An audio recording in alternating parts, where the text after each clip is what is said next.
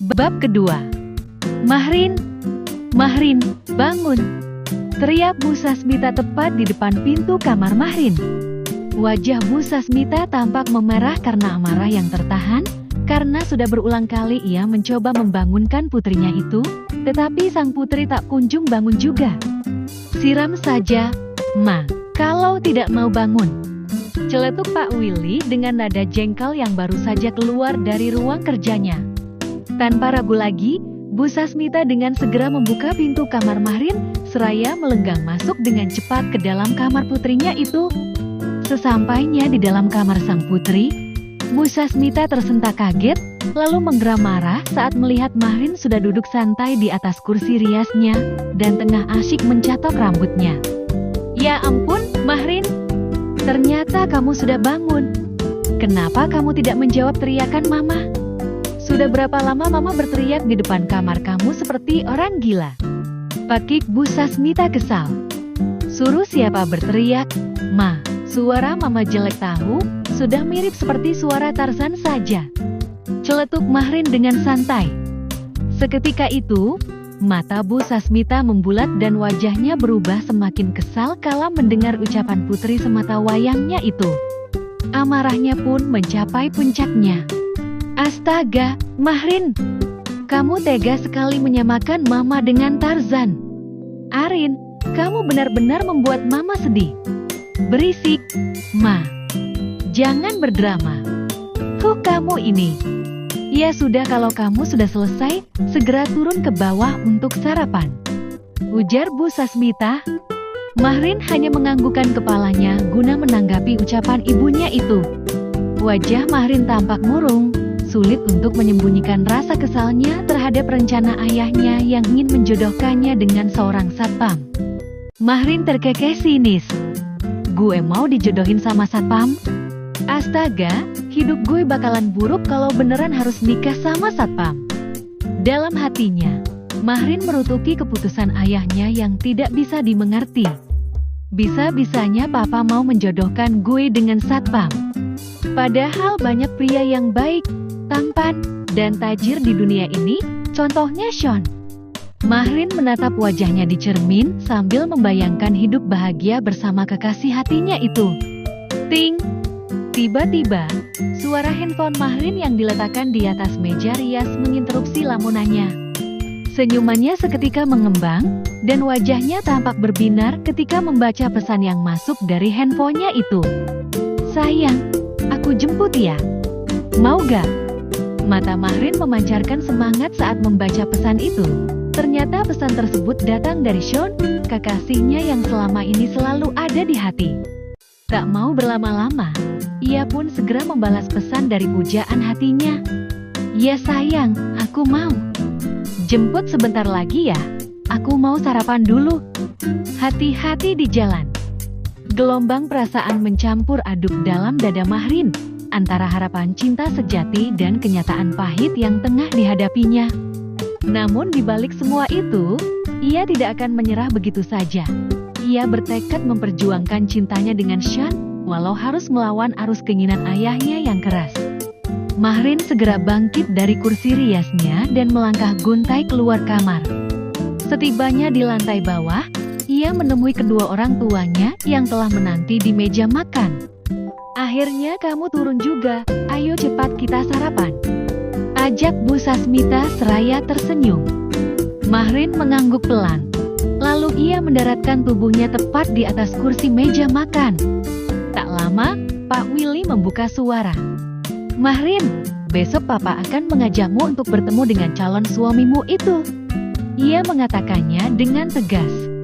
Mahrin mengepalkan tangannya, merasakan keputusasaan semakin menyelimuti. Ia berusaha menahan amarahnya, namun napasnya terus menghela panjang.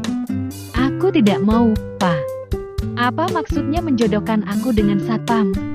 Tolong ngertiin perasaanku, Pa. Suaranya terdengar lirih, namun penuh keyakinan. Pak Willy menyentak, wajahnya serius. Tidak ada penolakan, Mahrin, ujarnya, menunjukkan bahwa ia tidak akan menerima bantahan apapun dari putrinya. Rasa lapar yang sempat menggelayuti Mahrin seketika menguap. Ia menelan ludah, berusaha menenangkan diri. Namun akhirnya, dengan hati yang hancur berkeping, ia berdiri dari kursinya, meninggalkan kedua orang tuanya tanpa sepatah kata. "Mahrin, mau kemana kamu? Kamu belum sarapan?" teriak Bu Sasmita. "Aku tidak lapar, aku berangkat sekarang saja." Bu Sasmita menghela nafasnya panjang. "Haf, ini gara-gara papa sih? Apa nggak bisa membicarakan tentang perjodohan itu nanti saja? Lihat Jeti anaknya tidak mau makan, kan? Sudah, biarkan saja Ma. Nanti juga Mahrin makan di kampus." Saat ini Mahrin dan Sean sudah sampai di depan gerbang kampus. Mata mereka membulat saat melihat gerbang kampus yang sudah tertutup rapat. "Sayang, kok ditutup ya gerbangnya?" tanya Mahrin bingung. "Aku nggak tahu sayang. Ayo coba kita tanya satpam saja," jawab Sean. Sean dan Mahrin pun turun dari atas sepeda motor, lalu mereka melangkah menuju pos satpam. "Bang, kenapa gerbang sudah ditutup?" "Ya, tolong buka, kami mau masuk," ujar Sean. Seorang satpam dengan perawakan tinggi, berbadan kekar dan memiliki wajah yang sangat tampan berjalan mendekati Sean dan Mahrin. "Kalian telat, ini sudah masuk, makanya saya kunci," ujar satpam itu yang bernama Naresh. "Loh kok dikunci? Bang, ini kampus, bukan sekolah. Kampus itu bebas mau berangkat jam berapapun," protes Naresh. "Maaf, saya hanya mengikuti arahan Pak Rektor saja. Baru saja 15 menit yang lalu Pak Rektor meminta saya untuk menutup gerbang, dan jangan bukakan gerbang mahasiswa atau mahasiswi yang kesiangan," ujar Naresh menjelaskan dengan tegas. Sean menggeram kesal. Namun, ia dan Mahrin tidak bisa melakukan apapun. "Kalau kalian mau, kalian bisa masuk di jam kedua saja," ujar Naresh menambahkan. Sean dan Mahrin saling pandang. "Bagaimana sayang?" tanya Sean. "Ya mau gimana lagi? Mau nggak mau kita harus menunggu jam kedua saja. Lagian kamu sih, lama banget jemput akunya," jawab Mahrin kesal. "Ya maaf, aku barusan nganterin mama dulu ke rumah tanteku." Dal, dal, dal. Terdengar suara bunyi yang begitu sangat nyaring dari handphone milik Sean. Sean langsung saja mengeluarkan handphonenya yang disimpan di dalam saku celananya. "Siapa yang menelepon?" tanya Mahrin. "Bang Elik," jawab Sean seraya memperlihatkan layar handphonenya pada Mahrin. Oh, tanpa berlama-lama, Sean pun langsung saja menjawab panggilan telepon dari kakaknya itu. Tidak lama dari itu, Sean pun telah selesai bertelepon dengan kakaknya. "Sayang, aku harus pergi," ujar Sean. "Pergi kemana?" "Kantor abang, mau ikut? Abang meminta bantuan padaku." Sherin menggelengkan kepalanya pelan. "Enggak kah? Kamu saja sendiri. Lalu kamu?" "Aku di sini saja, tanggung mau nunggu kelas kedua." "Yakin mau di sini?" tanya Sean memastikan. Mahrin mengangguk mantap. "Ya sayang, aku mau di sini saja." "Baiklah, kalau begitu aku berangkat ya." Mahrin lagi-lagi mengangguk. "Ya hati-hati." Sean hanya menganggukkan kepalanya.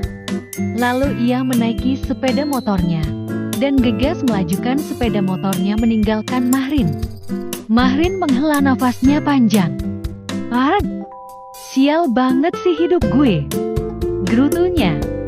Naresh yang melihat tingkah Mahrin, ia seketika menggelengkan kepalanya. "Cantik-cantik tingkahnya aneh," ucapnya membatin. Mahrin yang sadar Naresh menatap ke arahnya, ia pun mendelikan matanya judes pada Naresh.